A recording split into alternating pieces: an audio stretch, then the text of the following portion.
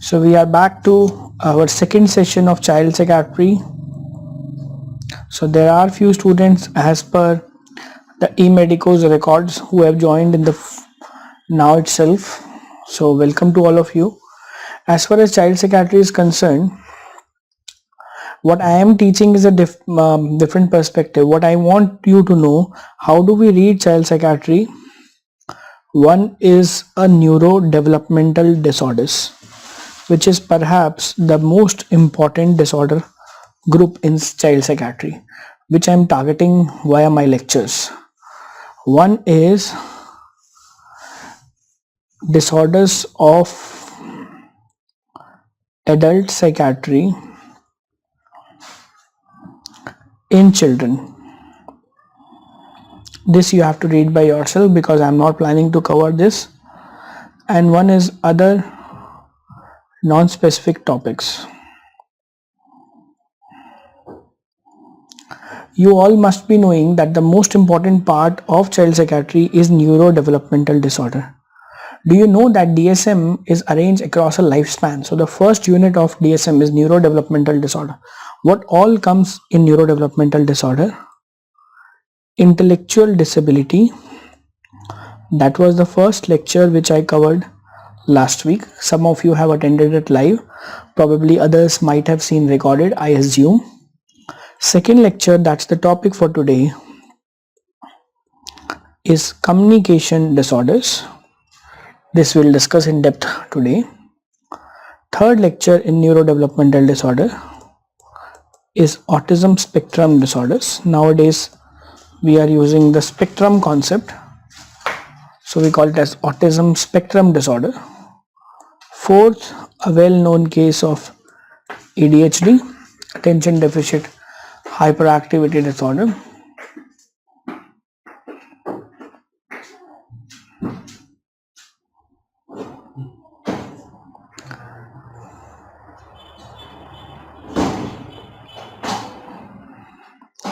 Fifth is motor disorders,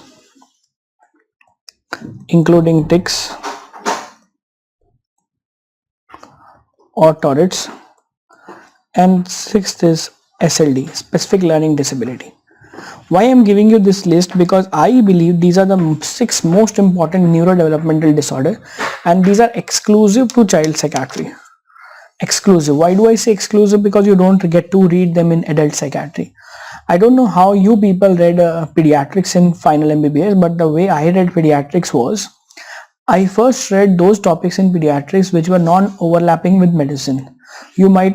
All of you are probably knowing that there is 70 to 80% overlap between pediatrics and medicine in final MBBS. So, the first thing I read was Harrison, that is medicine book, and the second thing I read was OP Ghai, that is pediatric book. So I only read those topics from OP Ghai which were not there in adult medicine. Like for example, if a valvular heart disease is given in Harrison, then mitral stenosis will remain mitral stenosis pathologically and physiologically.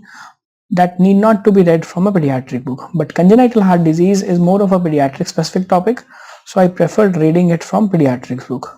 Why I am telling you this? Because disorders of adult psychiatry in children include your early onset schizophrenia, by definition before 13 years, your early onset bipolar, your childhood depression,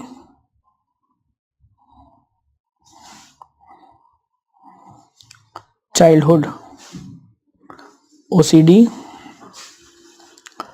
and childhood PTSD. It's not that other things can't happen in children, but why I am giving you this list, these are the 5 most important disorders which you are supposed to read with relevance to adult psychiatry. But I am not planning to cover this portion in my modules.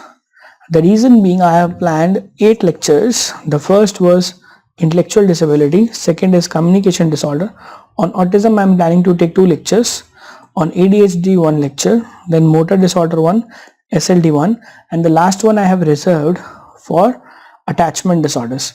because there are certain non-specific topics like attachment disorders of the childhood, that is R&D, reactive attachment disorder,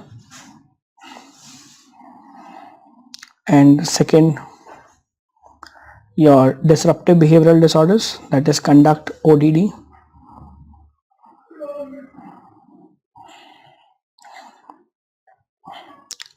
This I wish to cover in the last session of my 8 lecture series, and some special topic like child sexual abuse, etc. So why I'm giving you this list? This chart simplifies what child psychiatry is all about. Child psychiatry include neurodevelopmental disorders, which are the most important group of disorders which we are covering one by one. In disorders of adult psychiatry in children, the method to read is first finish these chapters from adult psychiatry textbook, whatever you are referring, Kaplan, Oxford, Tasman, whatever you are referring, and then when you read these chapters from Kaplan, just find out what is specific in children with respect to that disorder which is not seen in adult. Are you understanding?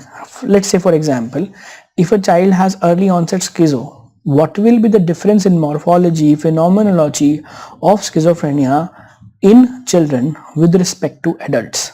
And that's what is a viva question, and that's what you need for your practice.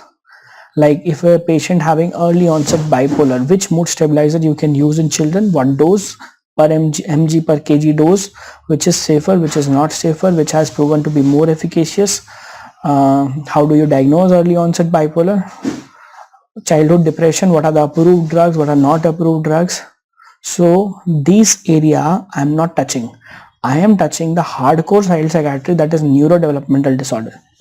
So don't believe that we are covering 100% of child psychiatry. We are covering the most important spheres of child psychiatry.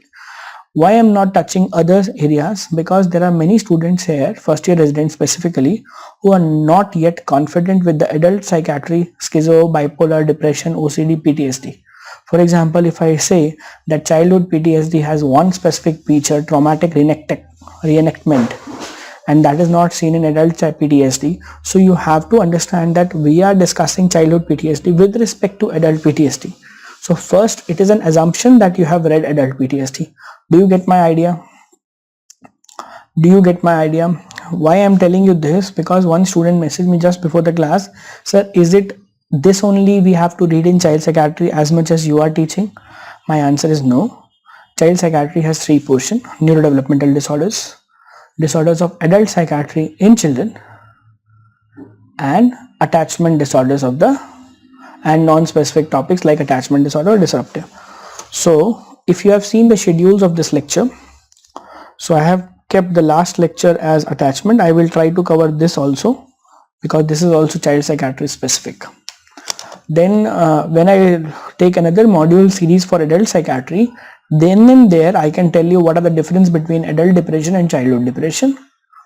Okay. So going to the hardcore neurodevelopmental disorder, the first lecture we discussed in the last week, Friday, was intellectual disability. So those who do not know about the schedule, so this is how I planned the things. So intellectual disability diagnosis and approach we have covered. So this is the topic for today.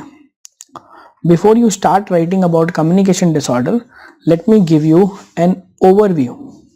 Okay, the next 2 topics are very important. Next 2 weeks topic, autism and ADHD are the patients you see in everyday psychiatry OPD, because other disorders are not very well seen in the OPD practice.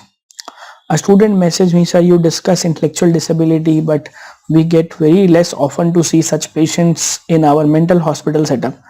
If you believe intellectual disability is something you get very less, let me tell you, communication disorder is one thing which you will not even get in GHPU, General Hospital Psychiatry Unit, also not even in CL Psychiatry, and forget about mental hospital. So the students among here who are doing MD Psychiatry from mental hospital, communication disorder is one patient which will not come to you in your mental hospital setup. So all what you'll need from read about communication disorder, will be from today's topic itself. Before I go ahead with the theoretical write-up about communication disorder, let me give you a brief idea about communication disorder. First of all of you must make a dictum in your mind. Any child who doesn't speak on time is not a mentally retarded child. This dictum is not in the book. This is my dictum, my understanding, and I am telling you. What happens is the most common presentation of a child with mental retardation is one of the most common. When we are taking that childhood history, early developmental history, we talk about milestones. And the moment we hear delayed milestones, the first milestone we ask to the parent is whether his speech was on time, whether he started walking on time. Forget about motor. The moment you hear the speech was delayed, you start thinking about mental retardation or intellectual disability, isn't it? Or you start thinking in the lines of autism. So any child who speaks late is not